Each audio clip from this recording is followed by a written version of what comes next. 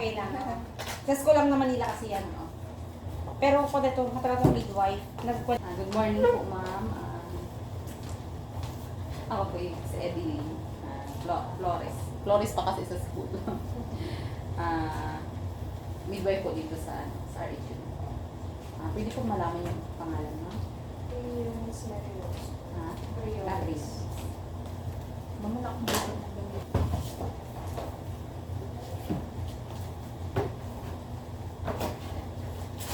Diones. Mary Rose. Rose na. Birthday po, ma'am. 5/2/1991. May 2. 31. Natapos po, ma'am. College.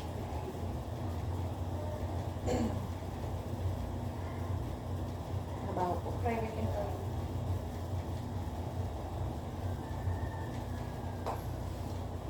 Address, Camates Street, Barangay Poblacion. Eds, okay na Eds. Ha? 07-24-78-78-1. Kasal po kayo, Yes po. ma'am. Pwede din po.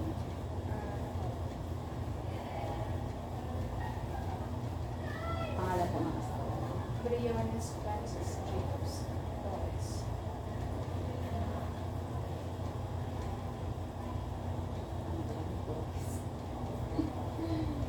Birthday Torres. niya po. Torres. Torres. Tara po, Torres. Birthday po. July 25, 19... Ilan taon na po siya? 30... 32. Yun, 1985 ako eh. baka ano, 40... 90. Baka 1981 ba? 91. Yan. 2020. Tapos 1981 nga po siya. Sorry, Sige, 1991. Ilang taon na po siya? 31. 32. Trabaho niya po, ma'am. Pwede.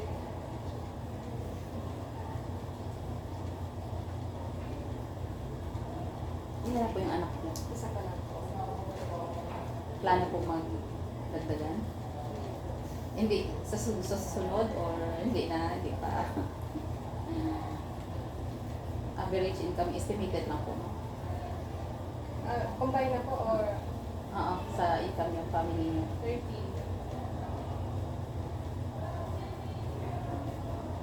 May dati ka na po bang ginagamit ng mga pamilya ko? First time? Kung meron man siya. Sa condo lang. Pero nagko-conduct din kayo? Opo.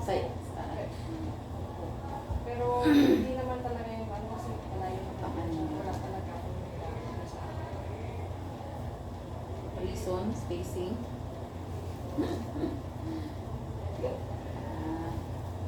Anong plan niyo, ma'am? Injectable. Yan po yung plan ko. Naanahan yung dalawa po. Kasi marami tayo yung kagaya ng pills. Yung pills, dalawang klase din po ito. Yung isa po, sa nagpapadede, yung isa is hindi po pwede. Tapos meron pa akong isang concern. Sabi niya kasi hindi daw depo yun. Baka implant. Hindi po siya implant, pero ini-inject ko. Sabi ko, anak ko rin yun. Kasi parang ini-inject yung kaya sa balat dito, sa skin. Yung implant.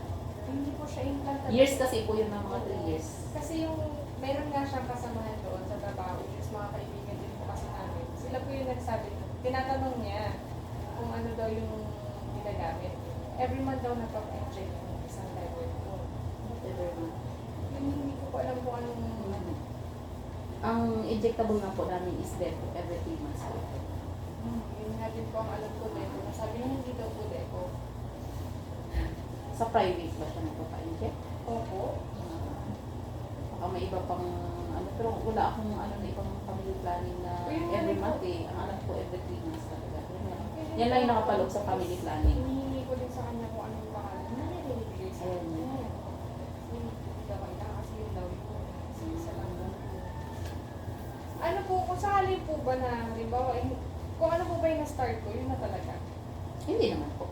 Ah, Halimbawa, pag naregla ka sa sunod, pero once kasi ma'am na ano ka ng family planning, kagaya ng pills, pag nag-stop ka, magiging ano ka agad, mas madali kang magbuntis. So, kailangan, kapag naregla ka, halimbawa may regla ka ng araw, punta ka na agad sa kung saan center ka, kung pa-intake ka doon sa midwifery, sa doktor, pwede mong pilian uli na family planning. So, Halimbawa, kagaya nito, kasi ito Oo. every 3 months. So, 12 weeks yung bilang niyan. So, pag umabot kayo sa date na, susunod na date na inject nyo, kung gusto yung pumalit, pwede naman po. Mag-pills ka ng araw na yun. Okay lang pwede makabilis. Sa pills. Sa day po, na day. day na pagpa-inject. Depende po. Pero kung mga 1 day, 2 days, pwede pa naman po. Pero kapag umabot na ng ilang days, hindi na po yan. Kasi may ano talaga na, actually ako experience ko yan. Na nag-dito ako sa depot. Tapos after a week, nagpa-pregnancy test ako, negative. Pala may laman na. Kasi minsan di naman nag-ano sa PCG na yun talaga. May bilang kasi yan sa pregnancy test kung ilan yung kailangan. So hindi pa na-detect. So nagpa-inject ako ulit. Nagpapabuntis na ako. 2 weeks na ako nag-stop ng depots. 2 weeks lang po yun. Ang bilis na. 2 weeks na. Kaya nga, kasi nga, halos lahat ng family planning talaga, once na gumamit ka ng mga ganito, magiging fertile ka pa agad. Pwede kang magbuntis agad. So, kailangan talaga siya Mamit. Oo. Pwede rin naman, halimbawa, ma-advance siya ng isang Oo, pwede. Pwede ka mag-advance ng 3 days, pwede ka, halimbawa, hindi ko Kaya yung schedule. Oo, yung schedule na yun, so pwede ko mag-advance, pwede ko yun. Huwag lang ma-late. Mas mahirap yung late kaysa sa Oo, sige po. advance ka na lang. Yan naman ang inaano namin sa mga client na kung hindi maano sa araw na yun, pwede kang mag-advance. May iba lang akong katanungan, ma'am, ha? Sige po, ma'am. Nakaranas ka na po ba ng matinding sakit ng ulo? Migraine? Migraine. Yung ulo, madalas po talaga. Sakit ang lagay ng ulo mo. Pero hindi naman sobrang, may ibang Sinus at saka sa mata ko po. Okay, pero hindi naman sa ano. Mataas ang BP or na-stroke. Yung pagdurugo ng gums, ma'am, nakaranas ka na ba? Wala po. Bukol sa bibi, ma'am. Check ka. Hindi, wala. Wala. Matinding sakit ng dibdib. Wala. Ubo na mahigit 2 weeks. Pangungutla. Pangungutla yung yung pagdurugo, ma'am, nang hindi na ma-extend yung pagdurugo. Ano, ma'am, nakaranas ka na ba ng hindi normal na medyo malakas ka? Iniinom, ma'am, no? Hindi ka naman nag-yosi.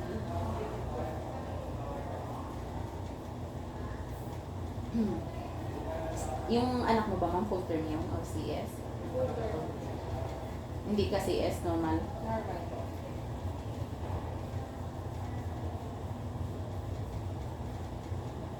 Kailan po yung birthday niya, ma'am? January 15, 2020. Nakaraang buwan, ma'am, nagla ka. Yes po. Anong date po? Check ko lang po. Okay.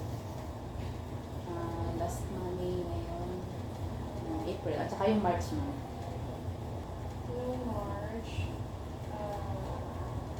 6 ano lang, April, 1 hanggang 4.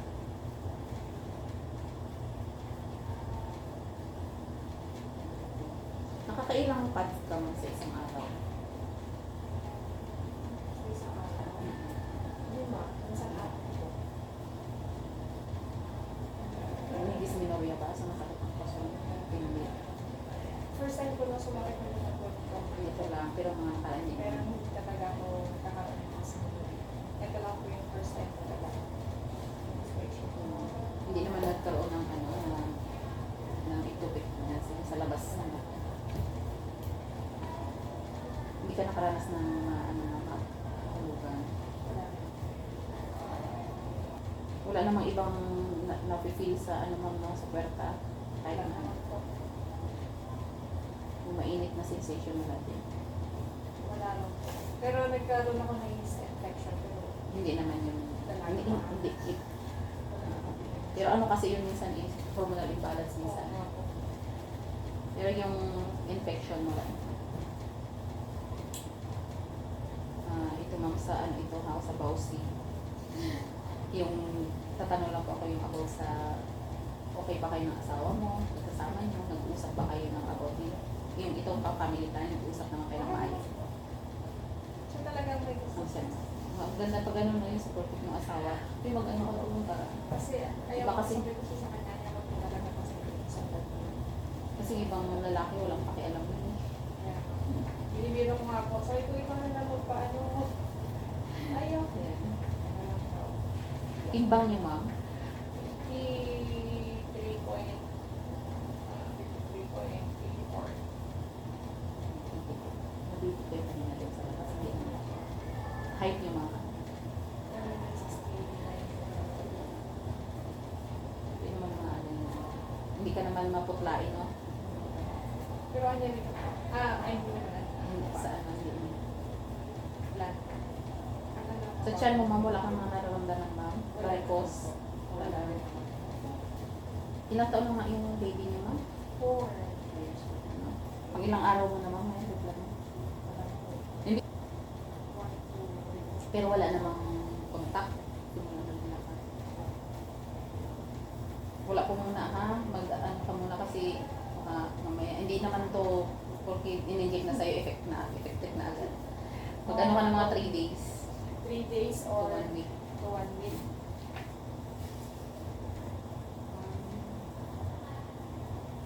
2, 3, 4, 5.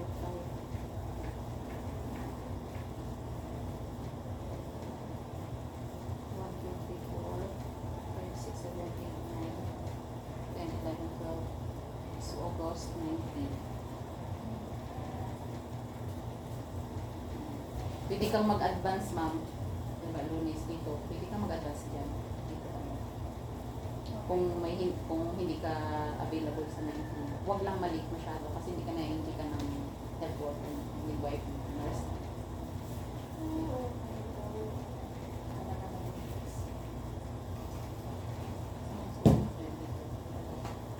Tapos mama ano pala yung mga side effects? Dito minsan, ma'am, ano siya, minsan tumataba yung gamit dito.